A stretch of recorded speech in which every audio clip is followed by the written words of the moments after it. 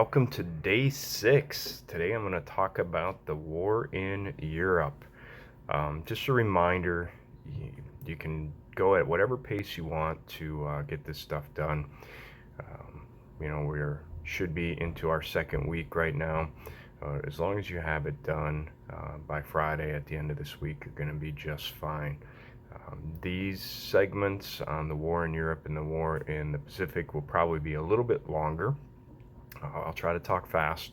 I won't get into as much detail as I normally would. There'll be a couple of open-ended questions that go with each of these segments as well. So I hope you're able to enjoy it as much as possible.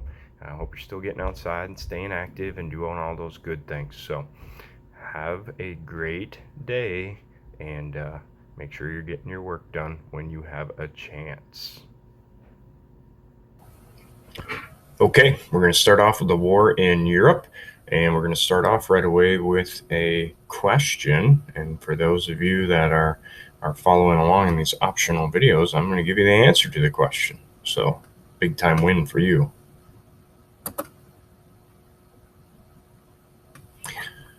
My apologies, we got to go back one. There is the question. According to Churchill and Roosevelt, which theater of war posed the biggest threat and why? It is the European theater.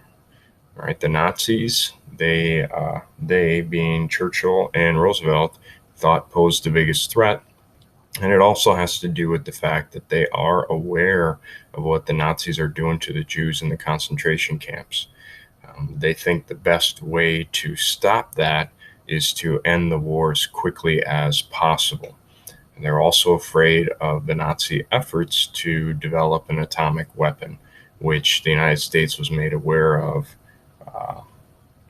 in the early 1940s, which also triggered us to start working on our atomic bomb program. It was Albert Einstein that made us aware of it. However, he was not the chief scientist involved in the development of the atomic weapon. So, which theater posed the biggest threat and why? It is the European theater because of the Nazis, and it was because of the technology they had, plus their development of the atomic bomb, and plus their treatment of the Jews in the concentration camps. Okay. Now on to the war in Europe. Blitzkrieg, all right, it is a German battle tactic. Translated, it means lightning war. And it was the Germans perfected the use of combined arms combat, meaning they used their air power and their ground power, and they coordinated it together to make like a lightning strike, a tip of the spear, if you will, a quick explosive action along a front line, and then pour their troops through it. And quickly break through that front line and then cut off the supplies to the army on either side of you and circle around them. Once you circle around them, you cut them off. You don't have to kill them all. You just have to starve them out or run them out of weapons and ammunition. So the two leading German generals in this tactic was Heinz Guderian and Erwin Rommel. They used it the best. And keep in mind, we're just getting the tip of the iceberg for stuff here. So I'm trying to keep these video segments short to right around 20 minutes or so. So we're not going to get too in depth. You can certainly do more research on your own if you want to know more about it. All right, this is a map of the greatest area of German conquests during the war. So everything that is red or pinkish color there or salmon color, that is how much territory Germany had conquered during the war.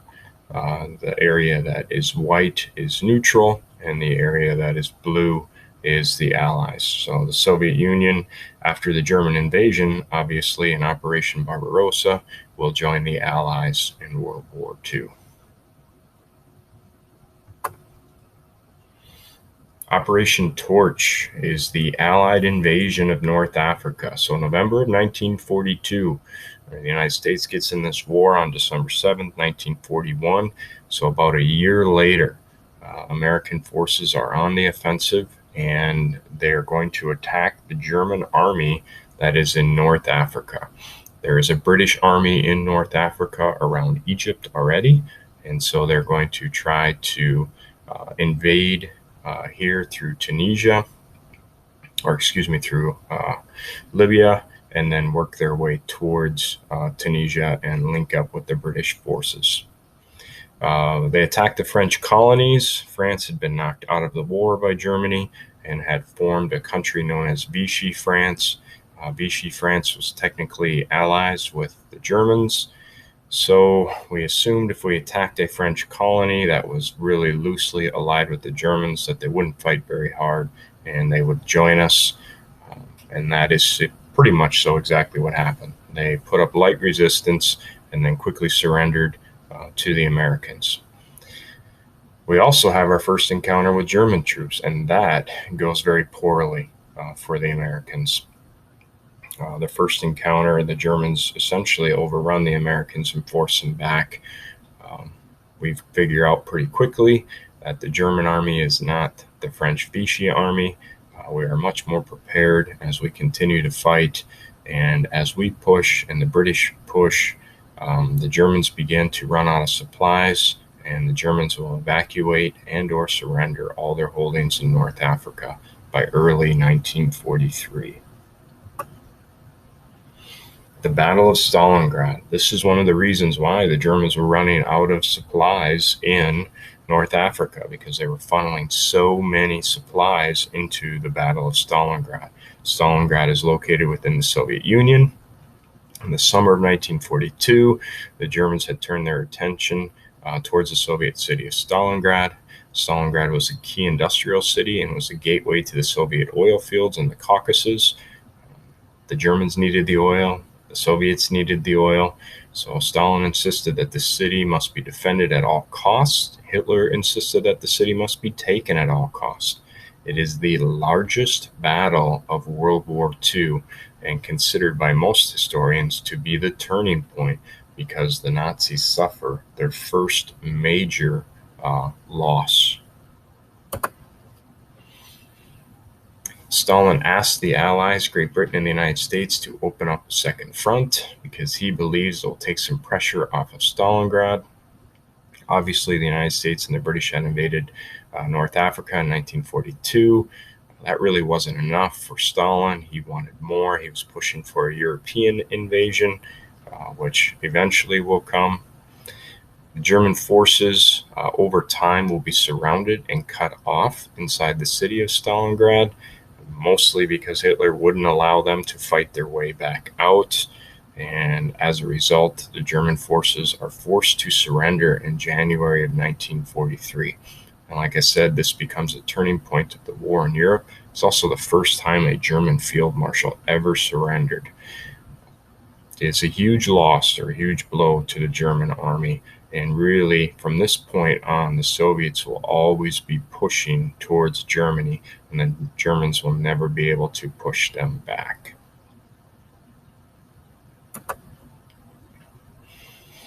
Here you can see the map of the push, obviously coming from the Soviet Union. This is the line of the furthest extent for the German army, and then from Stalingrad, they work their way through and actually have a four-pronged attack here. And you'll see for the Americans, after we link up in Tunisia, we're going to cross over into Sicily and then ultimately into Italy. We never actually make it out of Italy, though. Italy itself is perfectly suited for defense because of all the terrain, very difficult to get through, which will then prompt us to have the D-Day invasion here and work our way through, making our way into Germany. The Americans, the British, and the French roughly stop here. The Soviets will push their way through Berlin and link up here, ending Germany. All right, the soft underbelly of Europe. Churchill believed that Italy and southern France were the easiest route to Germany. This was mostly a testament to the Italian military, which was not very good. The terrain of Italy was really well suited for defense, which is ultimately going to hold up everything there. But the Italian army itself was largely inept. And Churchill knew that. They had shown that in fighting in North Africa. And so he thought this would be the quickest route to get to Germany. At a meeting in Casablanca, Churchill pushes for an invasion of Sicily, which is kind of the soccer ball off of the boot of Italy, if you will. Allies decided that they will only accept unconditional surrender from the Axis powers. So this is a pretty telling point. At this stage, then, they are convinced they are going to win the war. So the dark days are over. North Africa will be used as a staging area for the invasion of Sicily, and then Sicily will be used as a staging area for the invasion of Italy. The summer of 1943, Sicily is invaded by the Allies. The Italian army completely collapsed, as Churchill had predicted. King Victor Emmanuel III summons Mussolini, who was the fascist dictator of Italy, to his palace. He strips Mussolini of his power and has him arrested. Italy then formally surrendered. At that point, the German army poured into Italy and essentially treated the Italians as a conquered country, which stalls the Allied advance. And the Germans used the Italian terrain to great effect, and they stop the Allied armies. The Germans also rescue Mussolini. Mussolini attempts to come back into Italy. The Italians again recapture him. The second time, they don't mess around. They literally hang him, and they hang him outside of a gas station. They hang his body upside down, and people come and throw rocks at it for days because they blame the demise and downfall of Italy on Mussolini. The Allies never break through Italy until after Germany collapses. All right, so how to find another route. The next route that is chosen then will be the northern coast of France, the Normandy coast specifically. You can see that the beaches themselves are divided up into 4 different beaches: five: Utah, Omaha, Gold, Juno, and Sword. Gold, Juno, and Sword were British and Canadian beaches. Utah and Omaha were beaches that would be attacked by the United States Army. The invasion is going to be commanded by General Dwight D. Eisenhower because the Americans have the most troops and the most material in this. The United States becomes the overall commander. Eisenhower will be one of 2 5-star generals in World War II, and he is the overall commander of all forces in Europe. The second 5-star general will be Douglas MacArthur, and he will be the overall commander of all U.S. forces in the Pacific. The invasion of Normandy, again, you're really getting a very short version here. I'm sure you've seen it in the World War II from space, which is going to do a much better job of explaining this. Just know that it was a massive undertaking. It was the largest amphibious invasion in the history of mankind. It was part of a huge deception. An entirely fake army was created. They pretended that they were going to attack way up in here at a place. Here it is right here, Pas de Calais. That's where the fake invasion was going to take place, which completely fooled the Germans that the real invasion was going to happen down here. That fake invasion was a huge part of the success. Had the Germans realized that this was the actual invasion, they had several panzer divisions that they could release and send to attack the Americans on the beach, which they did not do for over 24 hours, which was huge in allowing us to gain a beachhead. So the picture you see up there on the right is Eisenhower meeting with the paratroopers the day before D-Day. They will jump in the night before. Their mission is to essentially disable the big guns along the beaches and to capture roadways and causeways to keep the path or clear the path once we get on the beach to get off of the beach. And then you see the picture down here of the landing on June 6, 1944. And then you can see the massive amount of material after the invasion. The breakout from Normandy within a month of the invasion, the Allies had landed over 1 million troops and 170,000 vehicles. General Bradley ordered a massive air and land bombardment around the town of St. Lo. That's what opens up the breakout, and General Patton begins his race across France. He's moving so fast that he actually outruns his maps and his fuel, and that'll really be the only thing that stops him. He has to wait for new maps, and he has to wait for more fuel. September to November of 1944, France has been liberated. Most of Belgium and Luxembourg have been liberated. Most soldiers incorrectly believe the war will be over by Christmas. That's going to be a problem. And Roosevelt is reelected to his fourth term as president of the U.S.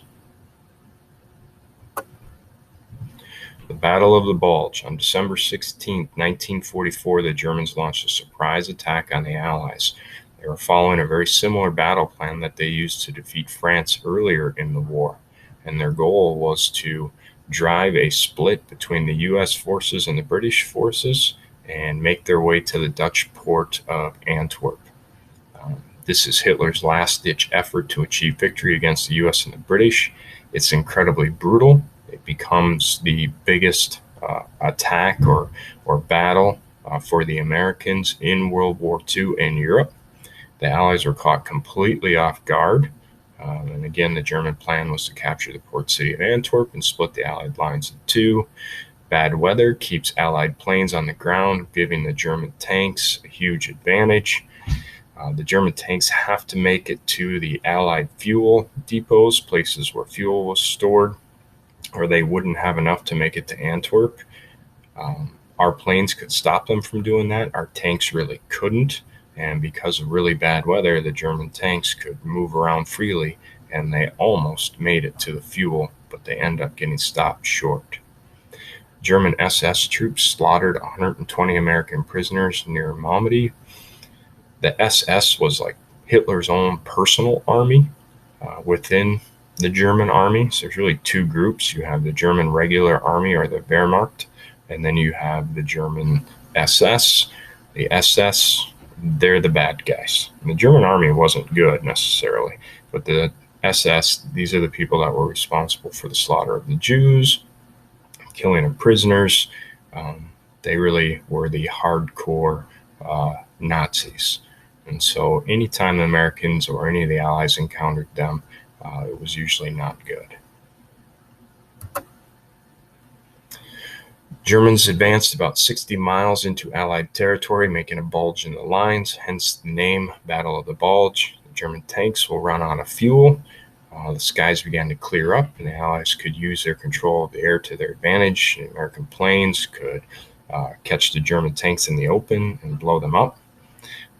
The Germans are forced to retreat. They lose about 120,000 troops, 600 tanks, and 1,600 planes. None of those they could replace. They did not have the industrial capacity anymore to replace them because of around-the-clock bombing by the Americans and British on German cities and factories. Again, defeating Germany here. You can see that map, all of the arrows making their way in to Germany. End of the war in Europe. Soviet forces are entering Germany from the east. Allied, American, British, and French forces are entering from the west. April 12, 1945, President Roosevelt dies. April 25th, 1945, Soviet forces are entering Berlin. April 29th, Hitler marries Eva Braun. The very next day, he and his wife commit suicide. He didn't want to be captured by the Soviets, so he figured that was the best way out. May 8th, 1945 is known as VE Day, Victory in Europe, when the remnants of the German government officially, unconditionally surrender to the Allied forces.